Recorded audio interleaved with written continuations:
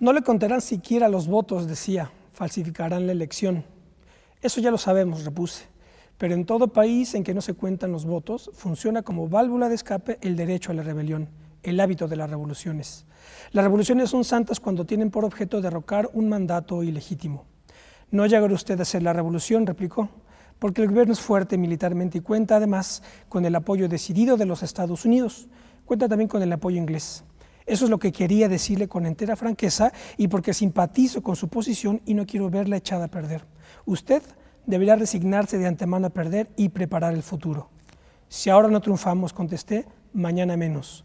La imposición consentida sentará jurisprudencia, matará la esperanza misma de la nación.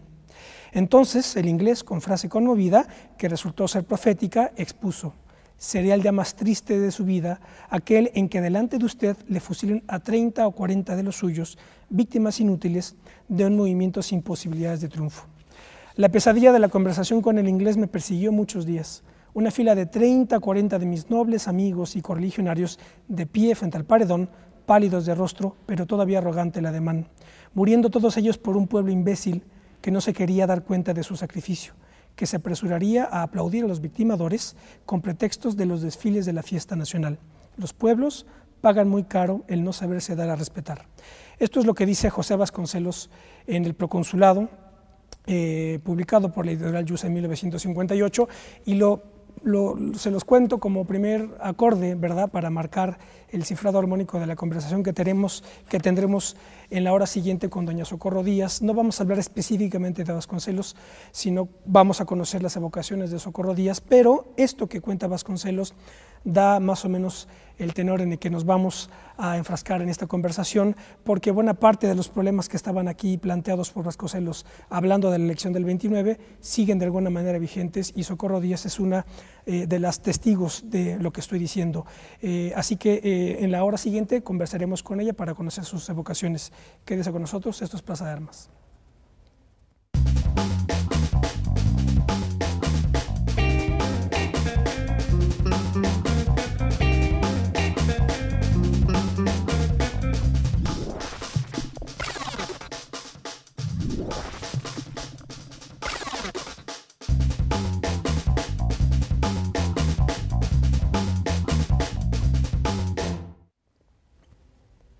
¿Cómo les va? Qué bueno que están en otro programa de Plaza de Armas aquí por Capital 21. Yo soy Ismael Carballo. Voy a recordarles nuestra página propia www.plazaarmas.tv y nuestro canal de YouTube, que es Nódulo TV, para que nos vean también ahí.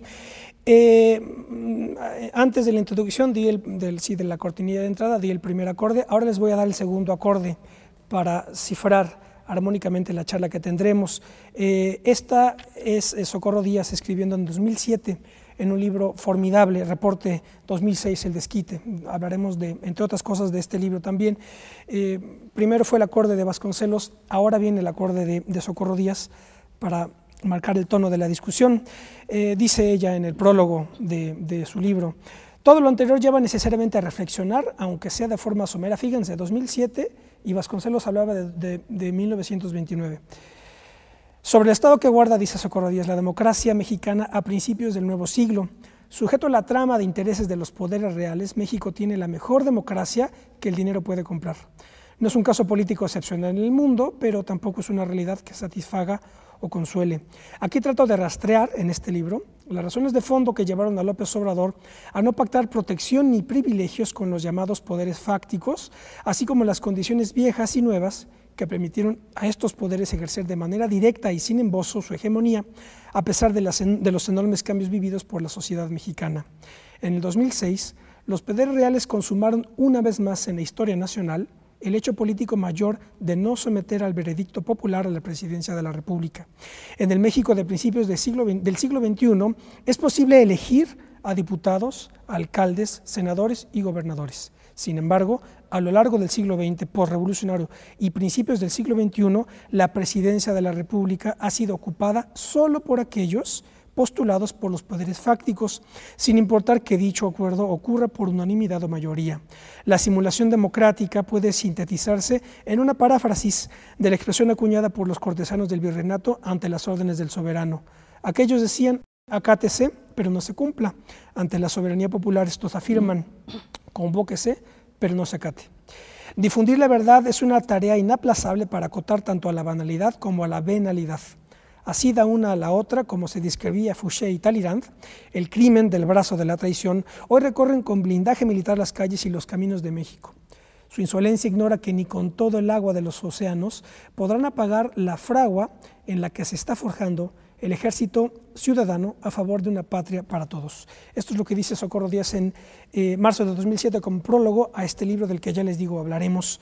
Y ya la saludo, doña Socorro, gracias por acompañarnos. ¿Qué tal? ¿Cómo le va, licenciado? Me da mucho gusto verlo y le agradezco la invitación como siempre. Al contrario, doña Socorro Díaz nos ha acompañado, nos ha honrado en muchas otras ocasiones como contertulia en distintas mesas de debate, pero ahora quisimos reservar este programa para conocer sus evocaciones. Inevitablemente tenemos que situarla en un contexto político y además histórico, por cosas que también comentaremos de este libro y de este otro que también, por ejemplo, ya lo comentamos aquí en Plaza de Armas, El huevo de la serpiente, el futuro de un Estado en crisis, de doña Socorro Díaz. Quienes quieran ver el programa está en la página de internet www.plazadearmas.tv. Pero bueno, tenemos que iniciar con toda la trayectoria de doña Socorro porque ella conjuga pues dos oficios fascinantes, fundamentales de la vida política moderna, de cualquier Estado moderno, que es el periodismo y la política misma, la práctica misma, bien sea en el frente parlamentario, bien sea en el frente del funcionariado público, o bien sea en el frente de la lucha político-ciudadana social, vinculada sobre todo con el movimiento de Andrés Manuel López Obrador y el movimiento progresista. Pero en la parte periodística es inevitable vincular a doña Socorro Díaz con El Día, periódico que ella dirige y que es uno de los proyectos periodísticos más importantes de la segunda mitad del siglo XX mexicano, el periodismo, es el referente fundamental me parece, y vinculado a la figura de don Enrique Ramírez y Ramírez, y también con doña Socorro preparamos en su momento un programa dedicado a evocar a Enrique Ramírez y Ramírez. Este libro, Remembranzas e Iconografía, está editado por ella, por la casa editorial que ella dirige, Tinta Editorial. Así que, pues bueno, estos son algunos de las figuras y de los frentes en donde ella ha consagrado su vida. Cuéntenos un poco, doña Socorro, cómo usted es originaria de Colima, cómo llega a la Ciudad de México y cómo entra a la vida pública. Con mucho gusto. Antes de entrar a esa evocación biográfica, quiero retomar algo que usted dijo del texto de Vasconcelos, cuando este contertulio inglés le dice qué duro debe de ser para un político, ¿no?, cargar sobre su conciencia que 30 personas sean fusiladas de manera inútil porque su movimiento no tiene futuro. Y yo me recordé en mi evocación periodística de un testimonio que me dio el gran poeta Carlos Pellicer. Siendo yo reportera de asuntos culturales, don Enrique Ramírez y Ramírez me pidió que fuera a entrevistar a su casa de Tepoztlán, Morelos, a Carlos Pellicer, que estaba muy dolido en aquel momento porque alguien le había robado unas piezas prehispánicas. Digo, este era un poco el contexto. Y en esa charla larga de frente al tepozteco, él me hizo una confesión, una confidencia, que no quiero dejar de conversarlo y compartirlo con ustedes. Me dijo, fíjese usted, yo he sido un hombre que en las luchas políticas, porque usted sabe que participó en el movimiento del 29, en el movimiento de jóvenes del 29, vasconcelista. Yo he muerto 2 veces, yo moriré 2 veces. ¿Por qué? Le dije yo. Me dijo, porque a mí me fusilaron. ¿Cómo que lo fusilaron, maestro? Me dijo, sí, como a los otros, le formaron pelotón de fusilamiento, los generales revolucionarios decididos a pagar a sangre y fuego, ¿no?, la inconformidad estudiantil, sobre todo, del movimiento del 29. Y bueno, se encomendó a Dios, él era creyente, siempre fue cristiano, recuerda usted, y oyó, preparen, apunten, como Dostoyevsky, fuego. Y después de ese terrible impacto psicológico, se dio cuenta que estaba vivo. Lo habían fusilado con balas de salva. Fíjese nomás qué enorme crueldad para una de las sensibilidades más grandes y luminosas de México, que fue el tema de de Pellicer, pero usted me lo acaba de recordar. ¿Cómo llegué a México? Pues mire, llegué decidida a estudiar periodismo, porque en mi tierra no había escuelas de periodismo, como se puede usted imaginar. Y llegué contra la voluntad de mis padres, que hubieran querido que escogiera una carrera más pues decente, no más liberal, más cercana a lo que era el gusto de la gente en México, para que sus hijos que iban a estudiar algo, bueno, pues estudiaran leyes, ¿no? Estudiaran medicina, estudiaran un futuro más estable. Un futuro más estable. Los periodistas no tenían, creo que ahora se ha temperado un poco el criterio crítico sobre los periodistas, pero no tenían buena fama en mi época. Y entonces, bueno, decidí que de todas maneras iba a estudiar periodismo. Así llegué a México,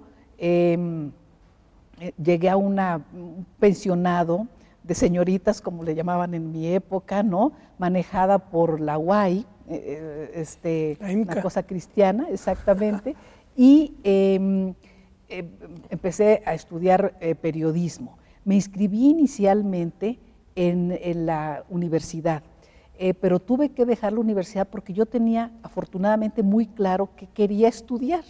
Y en aquella época, nuestra muy venerada máxima casa de estudios tenía en el área de ciencias políticas un predominio muy abierto de la cuestión teórica, sobre todo tenía un robusto tronco de materias marxistas, o sea, teoría marxista. Y yo me pasé ahí un semestre y me di cuenta, dije, no, yo lo que vengo es aprender cómo escribir una noticia, cómo hacer una entrevista, cómo hacer investigación periodística. Voy a buscar a ver qué otra escuela encuentro, porque además yo trabajaba para pagarme mis estudios, trabajaba en la Secretaría de Educación Pública, como oficial administrativo Z, ¿no? Alguna cosa así. Entonces, me encontré la Escuela de Periodismo Carlos Septién García y me inscribí, y ahí encontré, digamos, el ámbito académico que me permitiera aprender lo que yo quería aprender. Eran técnicas y métodos de investigación periodística, de escritura periodística y un espléndido ambiente. Digo, espléndido ambiente en el sentido de que el director de la escuela, Alejandro Avilés, con el cual siempre guardaré un recuerdo de gratitud, fue conmigo extraordinariamente comprensivo, tolerante.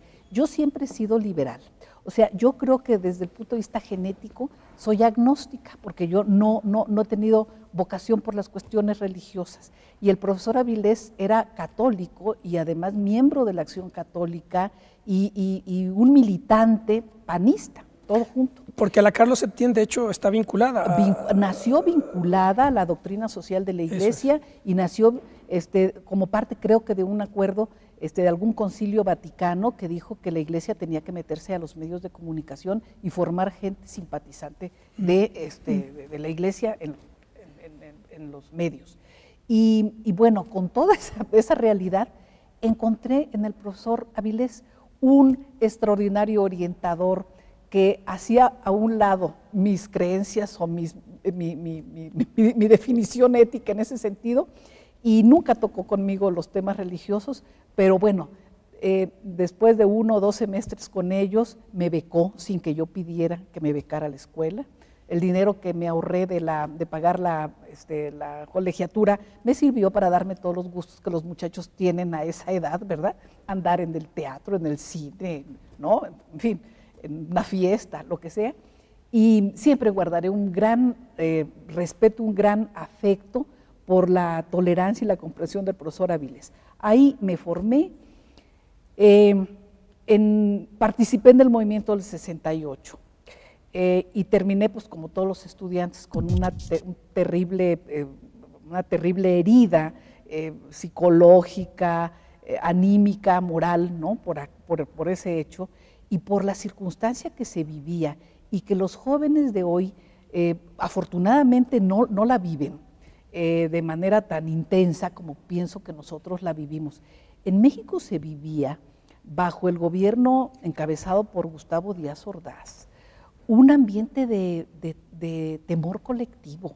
Los familiares lo aconsejaban a uno a que cuando se subiera a un taxi, a un pecero, alguna cosa así, no hablara de política, ni le contestara a nadie que platicara de política, porque podían ser los policías de la Policía Federal de Seguridad queriendo encontrar gente que tuviera alguna expresión crítica al gobierno, y a los muchachos con mayor razón.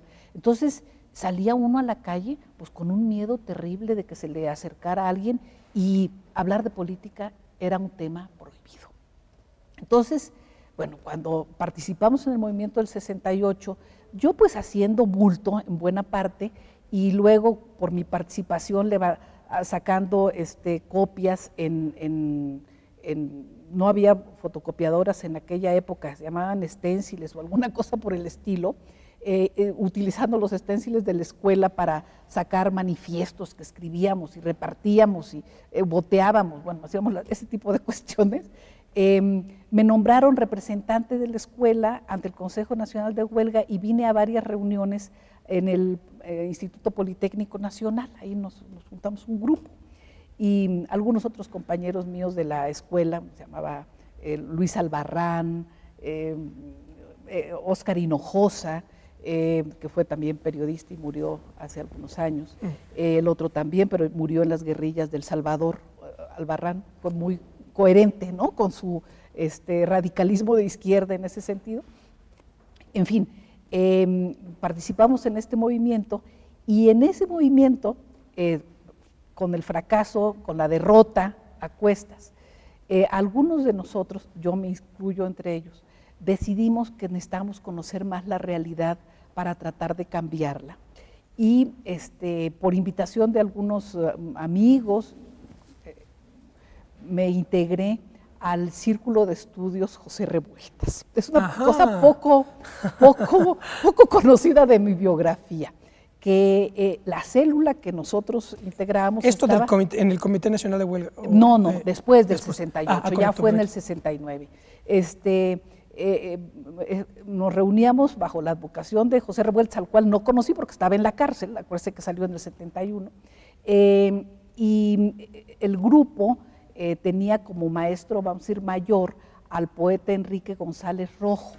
Nos reuníamos en casa de un profesor de Chapingo, de nuestra edad más o menos, no, un poco más de unos 5 o 6 años, que se llama Evaristo Casanova, Tito Casanova, de Veracruz. Y ahí nos reunimos un grupo de muchachos de diferentes entidades del país y demás, para pues tratar de estudiar los textos marxistas. Ahí tuve yo mi primera aproximación al manifiesto comunista, trabajo asalariado y capital, al 18 Brumario, al quehacer de Lenin, y naturalmente al ensayo sobre el proletariado sin cabeza de Revueltas.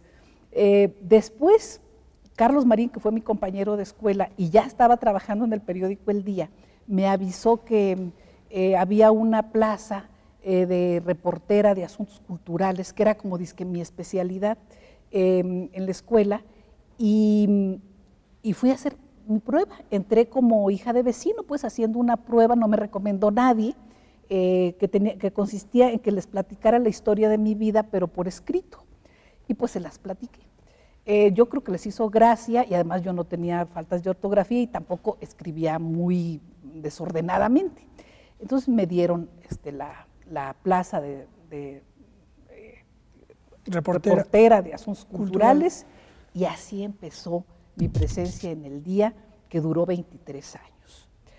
11 como reportera, redactora, jefa de información de un vespertino que se llamaba Crucero, jefa de redacción del Día, subdirectora, directora del Gallo Ilustrado, y finalmente directora, que duré como directora 12 años. ¿El Gallo Ilustrado era el suplemento? Era el suplemento cultural del precisamente. Día. Exactamente, el suplemento cultural del Día.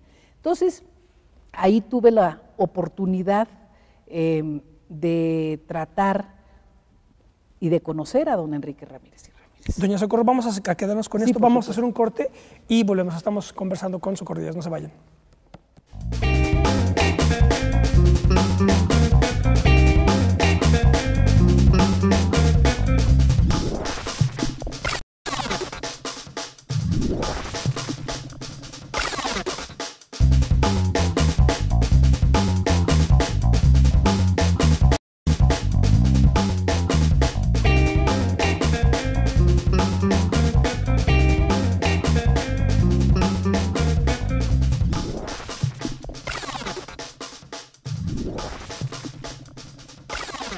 estamos de vuelta, esto es Plaza de Armas. Estamos conversando con Socorro Díaz, compartiendo con ella sus evocaciones.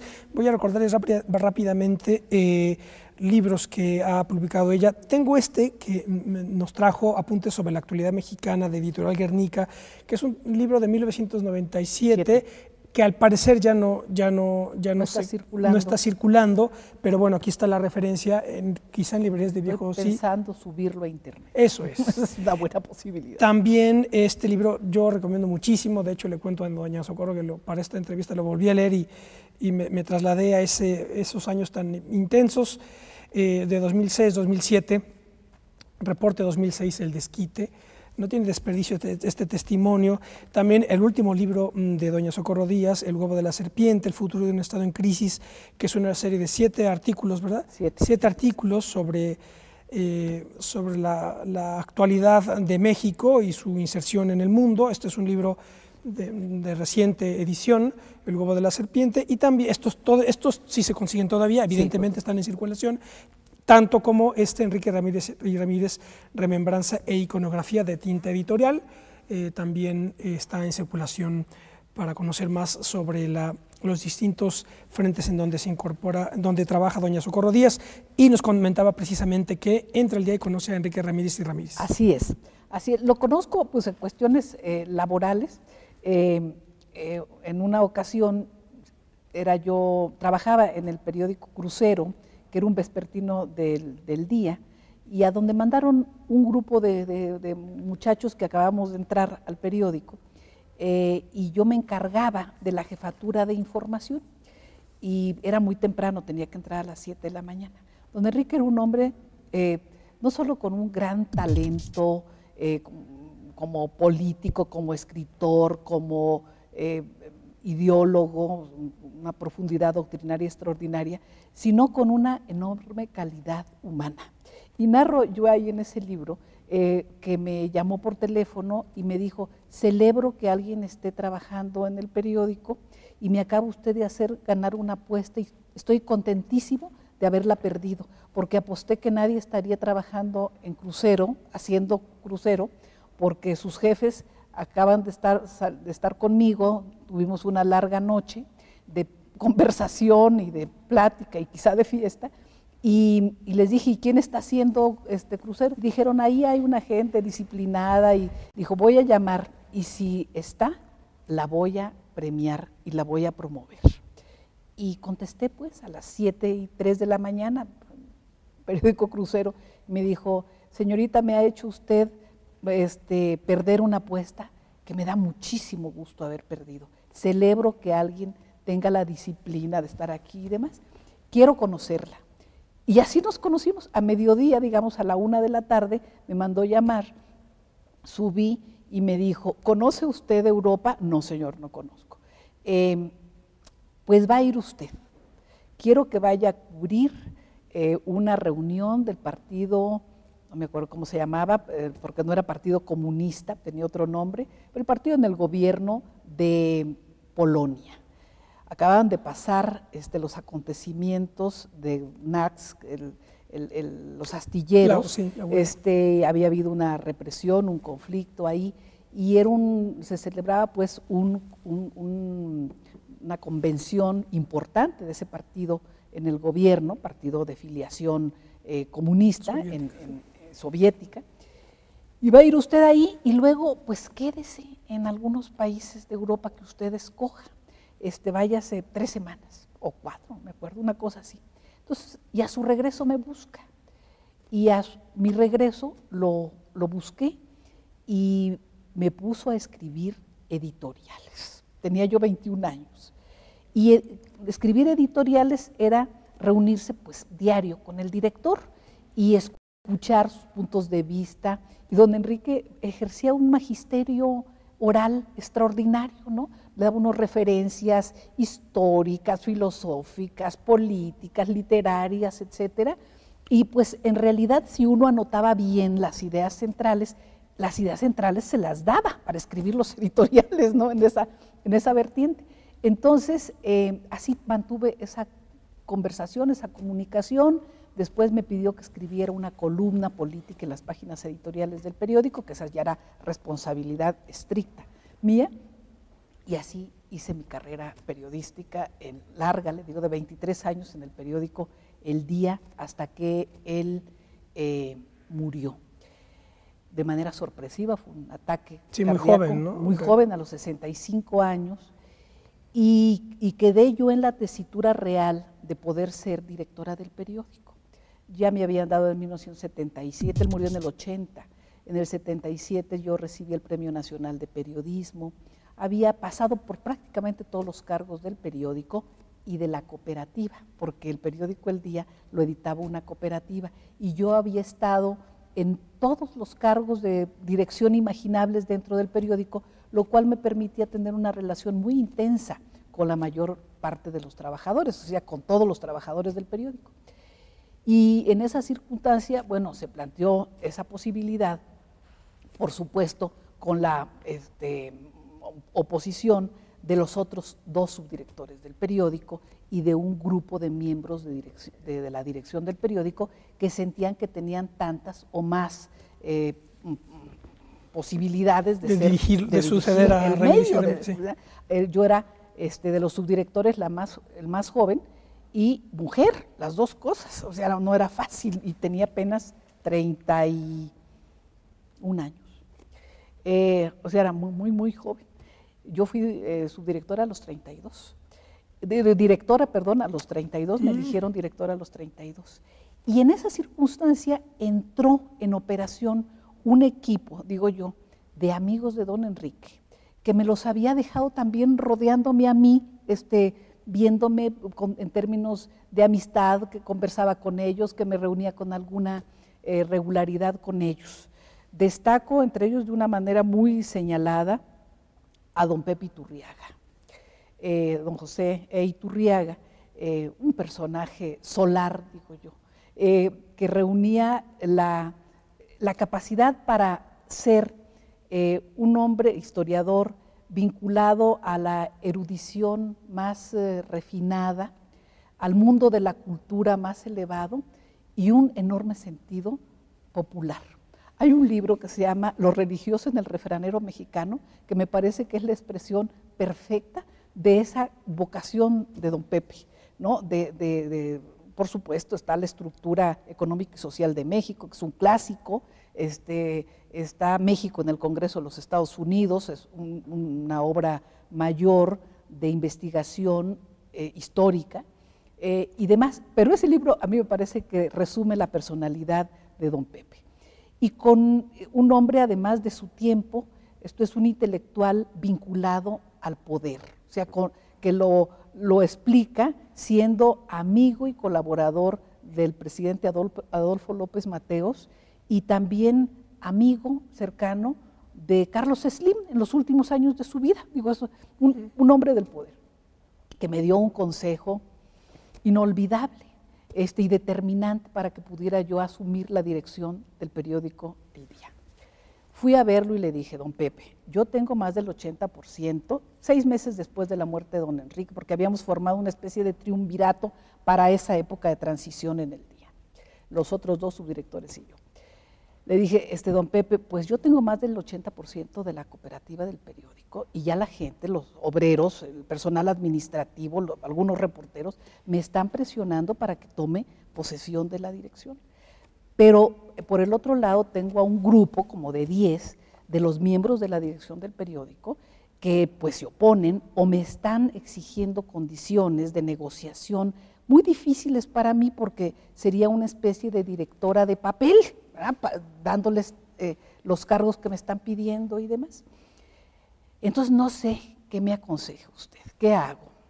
Y me dijo, hijita, porque sí me dijo así, y así trataba a algunos de sus discípulos jóvenes. Hijita, cuando uno es fuerte, no negocia, gana, convoca a la cooperativa. Y salí y convoqué a la cooperativa y gané la dirección del periódico. Con los años he pensado si no debía haber negociado un poco más, porque me hubiera hecho una dirección y un liderazgo menos tenso, ¿no? en el periódico.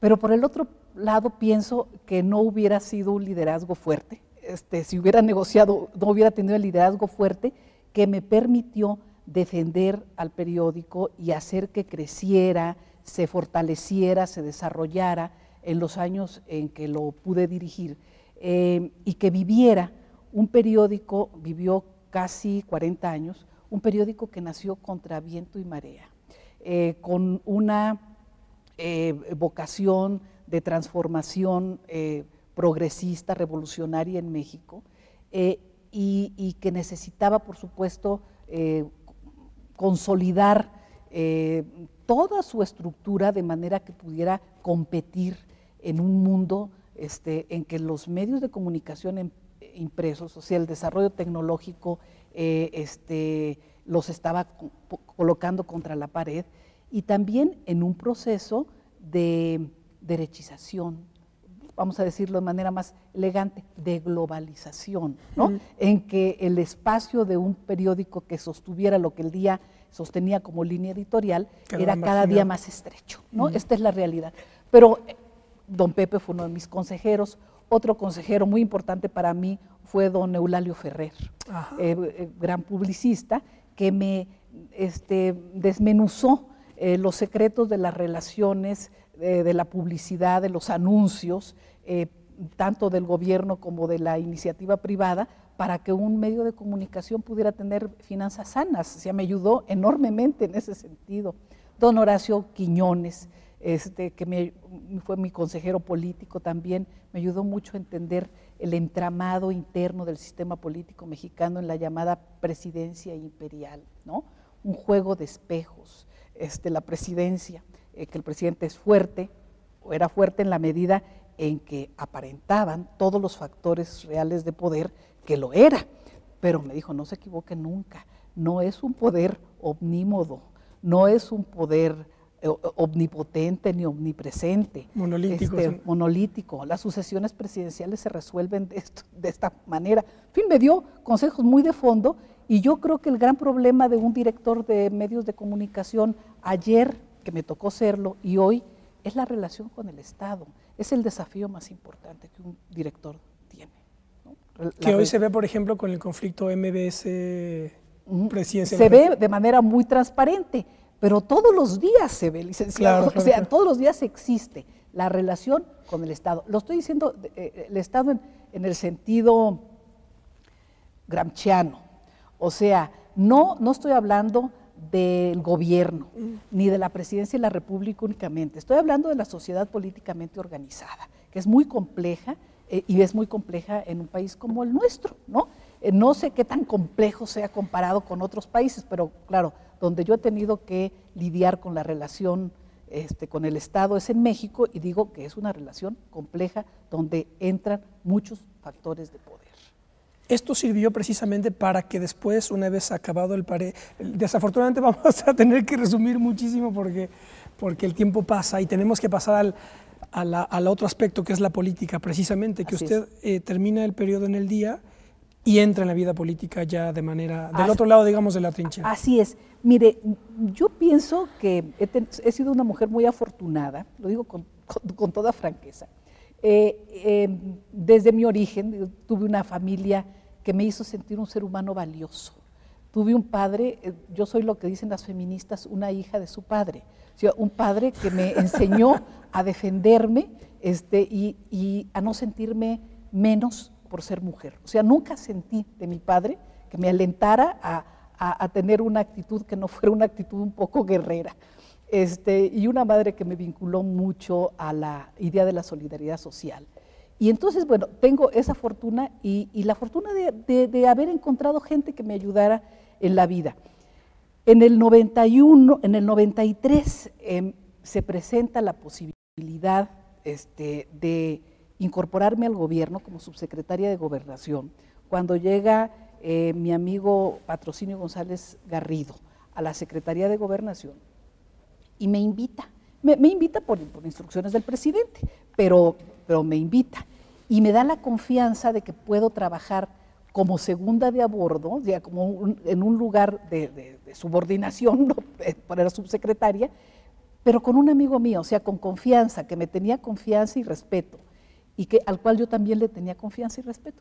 Entonces acepté eso, porque yo ya tenía 12 años como directora del periódico, y nunca he tenido respeto por la gente que se encasica en un cargo. O sea, no lo he tenido. Nunca creo que los cargos son para siempre. Yo creo que los cargos de poder deben ser tomados por quien los ejerce como algo transitorio. Creí que mi ciclo en el periódico estaba cerrado, que las cosas estaban estructuradas, estables, que tenía un buen equipo para que pudieran sustituirme, y decidí salirme. Y fui a la Subsecretaría de Gobernación, del área dura, lo que llaman la de control de crisis, que es esta que tantos problemas le genera a México hoy.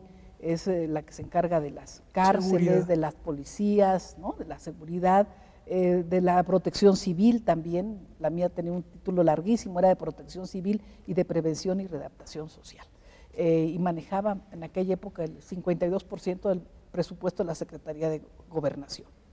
Y el sistema carcelario. Y todo el sistema carcelario. Entonces, bueno, lo tomé como lo que era un desafío. Yo había sido miembro fundador del Comité contra la Tortura de Naciones Unidas.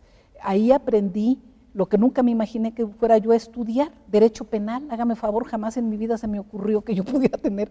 Me ha gustado mucho el derecho constitucional, y como legisladora estaba obligada a estudiar derecho constitucional, pero no a estudiar derecho penal. Pues ahí tuve que estudiar derecho penal, porque nos llegaron los expedientes de los miles de desaparecidos de Chile, de Argentina, de Uruguay. Era para analizar ese problema.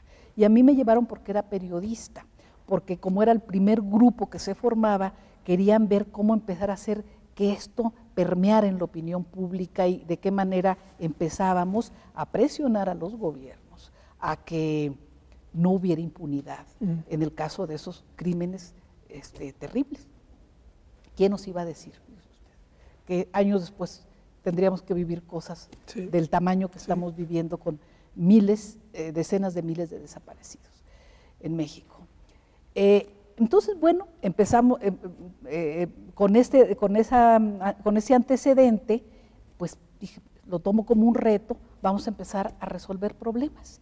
Y empezamos a resolver problemas. La sobrepoblación carcelaria, me tocó construir 12 nuevos penales, 12 nuevos espacios penitenciarios, echar a andar el penal de Puente Grande, Jalisco. Ya estaba operando el de Almoloya. No puedo conversar los incidentes, los conflictos, las circunstancias que me tocó enfrentar en aquella circunstancia, pero sí recuerdo mucho, lo tengo muy cercano, un consejo del maestro Enrique González Pedrero, que me dio a orillas del Grijalva. Con él platicábamos mucho de ideas, de libros, de teorías y demás, pero era gobernador en aquella época de Tabasco, y me dijo, mire Socorro, la gente como nosotros, de formación democrática, tenemos que hacer cosas muy diferentes, con el propósito de frenar y de desmantelar dentro del sistema las tendencias autoritarias y represivas. Me dijo, lo primero que yo hice cuando tomé posesión como gobernador fue llamar a los jefes de la policía y decirles, conmigo se acabó aquella cosa porfirista de que primero matan y luego viriguan.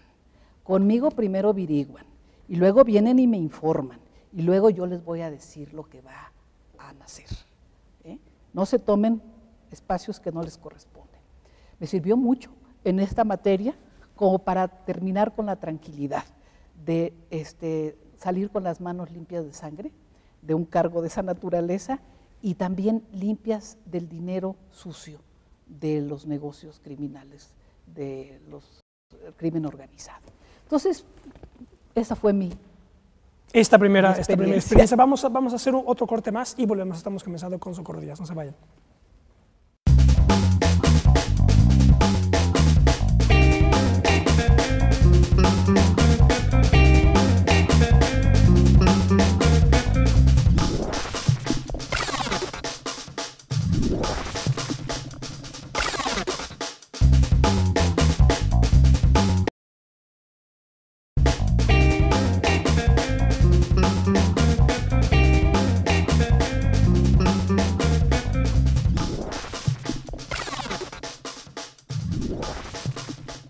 Ya estamos de vuelta, esto es Plaza de Armas, estamos conversando con Socorro Díaz, conociendo sus evocaciones y desafortunadamente vamos a tener que resumir muchísimo porque para aprovechar pues la hora que tenemos, porque nos podremos extender en distintas líneas del relato que nos está haciendo tan interesante doña Socorro, de su experiencia, pero yo quisiera aprovechar este tercer bloque para centrarnos en una coyuntura tan importante como la que estamos viviendo.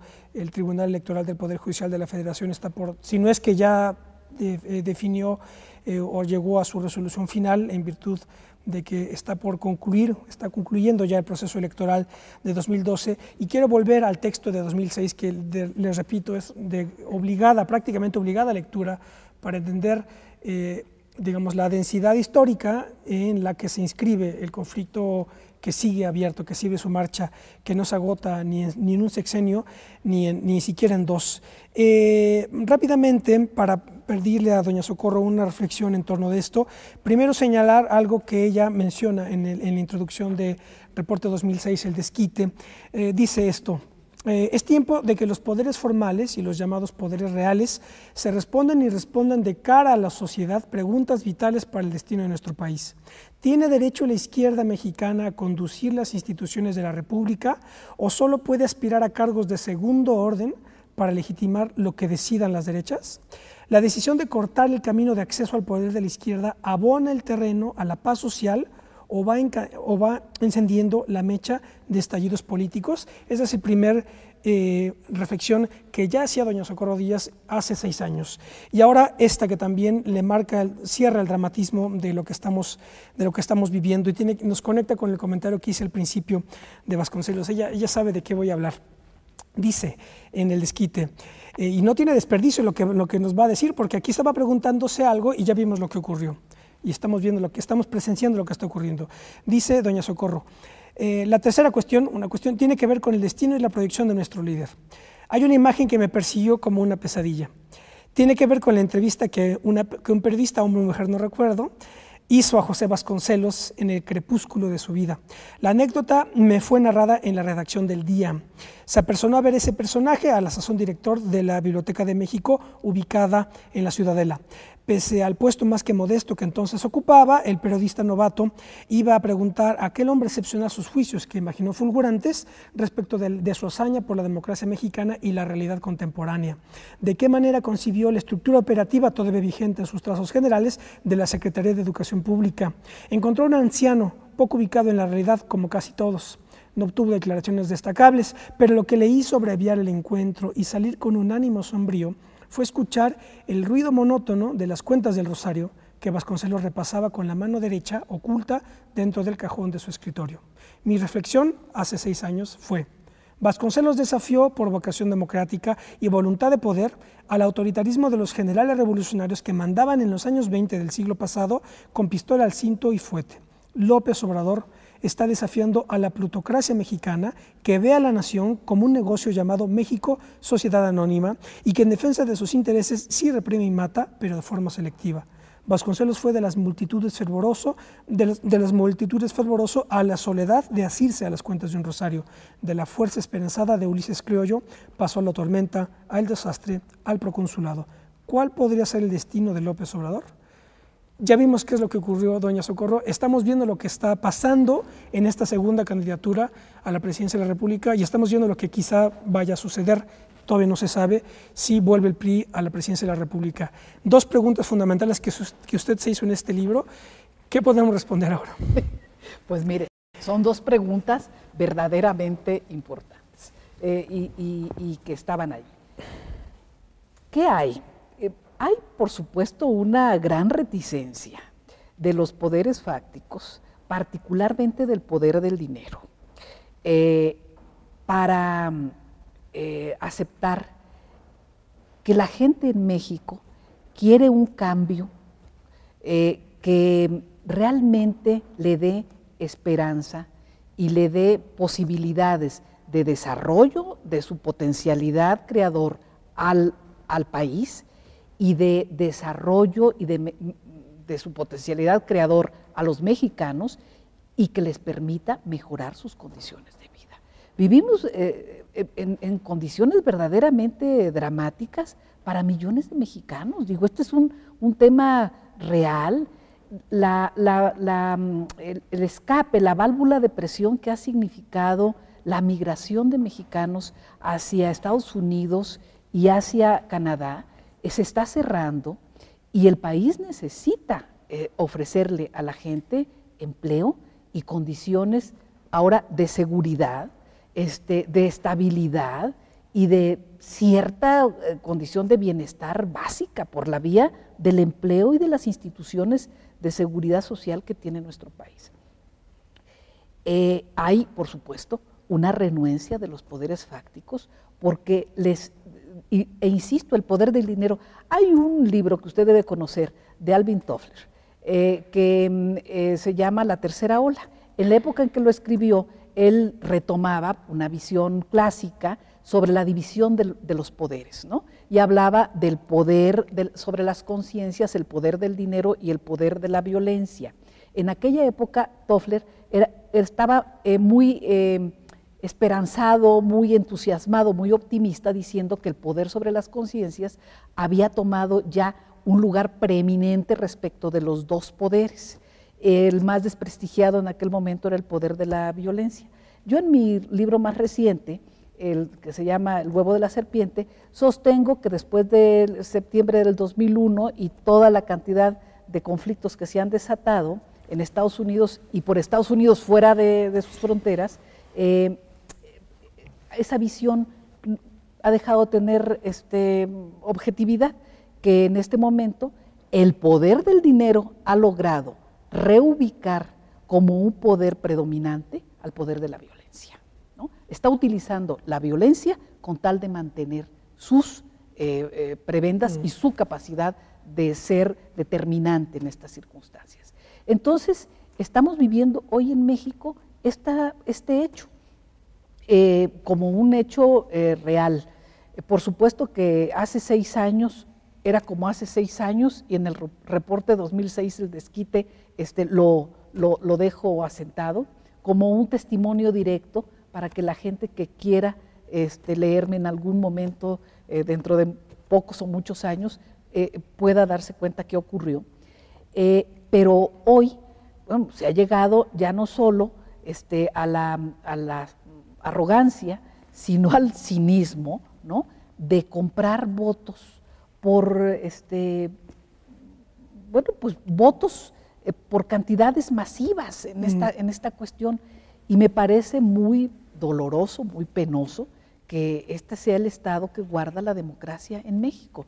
Yo pienso que mis afirmaciones en el libro que usted está mencionando, en Reporte 2006, tienen validez plena, en el sentido de que hay una renuencia muy fuerte. En torno a qué va a ocurrir con la calificación presidencial. Nada más, doña Socorro, permítame leer algo que usted aquí también señala y que me parece que ahora nos permite, según lo que está ocurriendo, nos permite precisar el contexto, porque dice usted, la diferencia entre los robos del PRI y el PAN es que el primero, el PRI, los organizaba en gran escala, de manera que todos los recursos legales interpuestos por los afectados no alcanzan a remontar las supuestas ventajas autoasignadas, que es pareciera lo que ocurre ahora, ¿verdad? Que dices, bueno, es que ahora, ¿cómo se remonta la ventaja que es mayúscula? Mientras que en su primer robo de una elección presidencial, al PAN no le salieron las cuentas y la ventaja computada por sus aliados y voceros del IFE fue de 0.58%, además de que recurrió a los más añejos delincuentes electorales, etcétera. Era nada más precisar eso, que ahora lo que estamos viendo es que regresa el PRI. Era un latrocinio de novatos, exacto, ¿no?, para estos efectos. Y en este caso, bueno, sí buscaron una cantidad mayúscula, que la ventaja fuera mayúscula. Sí, ahora no está tan apretado todo. No, ¿verdad? Entonces, no, pero también le quiero decir algo. Yo no sería capaz, como los condotieros de la pluma, están diciendo a través de diferentes medios, ¿verdad?, los plumíferos a sueldo, como se decía en mi época, están diciendo, bueno, porque el solo hecho de que el movimiento progresista encabezado por Andrés Manuel López Obrador haya pedido respeto a la Constitución ha desatado un linchamiento político y moral contra López Obrador y contra las fuerzas de izquierda. Pues me parece que es una visión realmente del Cretácico inferior, indigno del desarrollo de la sociedad mexicana, que genere tal disturbio el hecho de pedir que se respete la ley.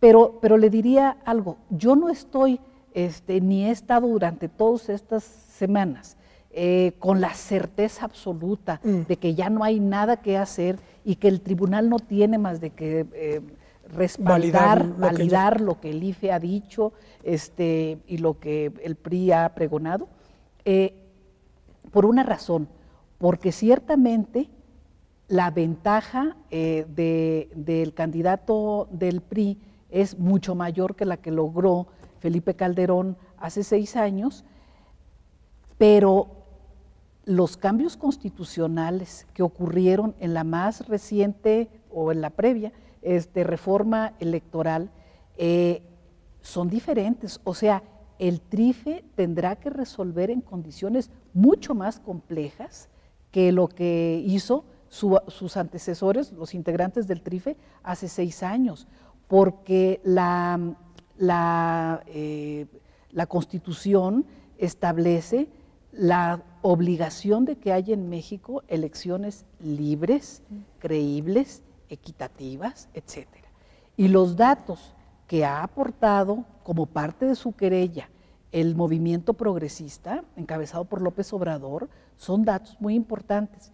Yo creo que el tema más complejo para validar la elección radica en lo que se llama el recurso madre, porque hay que recordar que el tribunal es un tribunal de controversia constitucional y que ese recurso, estableciendo las condiciones de no existencia de elecciones equitativas, de elecciones transparentes, de elecciones libres, es un recurso muy importante, o sea, es un recurso muy fuerte. El tribunal tiene una tarea muy compleja, muy difícil en términos históricos, porque creo que debe ser congruente consigo mismo, con su naturaleza. O sea, hay en México elecciones limpias, creíbles, equitativas, o no las hay. Y ahí estamos en esa tesitura. De que los poderes fácticos, particularmente el poder del dinero, tienen una enorme renuencia a que la izquierda llegue a la presidencia de la República, creo que no nos queda la menor duda. Han hecho todo lo imaginable para que nosotros estemos convencidos de que no quieren que llegue. Y no quieren que llegue y le ponen 50 calificativos. Se necesita una izquierda moderna, una izquierda, una cantidad moderada, etcétera, ¿no? Para esos efectos. Bueno, creo que López Obrador en su campaña pasada, la que acaba de concluir, ha corregido muchos de los errores que pudo haber cometido en el 2006. Aún así, no se sienten confiados. O sea, es pues ya una política metafísica, ¿no? La que están planteando, psicológica, psiquiátrica, tienen que tener confianza en los rasgos psicológicos del candidato, etcétera. Bueno, ahí no creo que tengamos duda. En cuanto a su segunda pregunta, ¿cuál era, licenciado? Bueno, estábamos hablando, eran dos, lo que tiene que ver con esta reticencia de los poderes a que la izquierda solamente llegue al segundo lugar, digamos, de fuerza política, y otro, pues, cuál es el destino de López Obrador. Sobre todo, aquí se lo preguntaba en 2006, ya vimos lo que ocurrió, tuvo otra vez una candidatura, y ahora, pues... Mire, yo creo que López Obrador es un luchador social y es un luchador político. Mi convicción, mi opinión en torno a eso es, bueno, no tengo dotes proféticas. Me acuerdo que un conocido filósofo mexicano, Luis Villoro, dice que las únicas profecías válidas son las profecías sobre el pasado. Pero con base en esa profecía sobre el pasado, yo creo que López Obrador continuará un camino de lucha política apegada al marco constitucional, que este es mi tema, sea cual fuere el resultado de la resolución del tribunal, y que además tiene ya hoy integrado un movimiento social más estructurado, que es el movimiento por la regeneración nacional, el movimiento de regeneración nacional, que allí hay un camino para continuar dando pequeñas y grandes batallas por el destino de México y porque el destino de los mexicanos sea algo mejor que este caminar al borde del abismo en que nos ha ubicado la derecha histórica. Doña Socorro, ya nada más para terminar, ¿dónde nos espera ver a doña Socorro Díaz en los próximos años? Pues mire, yo trabajando, mientras la vida se me dé, yo continuaré trabajando, abrazada a las causas y a los compromisos a los que he querido ser fiel a lo largo de mi vida, porque hay cosas de las que uno no se puede desprender. Si tiene usted la posibilidad de hacer desde cargos públicos o de ejercer el poder sobre las conciencias a través de la escritura, de los libros y demás, yo creo que uno siempre tiene la obligación de servir a su patria, de servir a la humanidad, de servir a que sea mejor el destino de la especie humana. Yo lo digo con toda honestidad, he sido una mujer de familia, pero nunca he querido ser heroína de familia. Yo he querido ser solidaria, cercana, amorosa con mi familia, pero la cuestión de ser heroína de familia no se me da. Siempre he querido servir en términos preeminentes a mi patria y estar comprometida con el destino de la humanidad y con que ese destino sea un mejor destino. Pues muchísimas gracias por habernos compartido esas vocaciones y espero que siga en la cercanía de nosotros, doña Socorro. Muchas gracias, muy amable. Pues yo recomiendo ampliamente Reporte 2006, El Desquite, de Socorro Díaz. Está editado por Tinta Editorial, que es la casa editorial que ella dirige. Remembranzas e iconografía de Enrique Ramírez y Ramírez, también en circulación. Y el último libro de Socorro Díaz, El huevo de la serpiente, El futuro de un estado en crisis. Esto está editado por Temas de Hoy y es un libro que salió este año. Todo ampliamente recomendable para entender cuál es el presente y el futuro de este país. Nos vemos la próxima. Hasta pronto.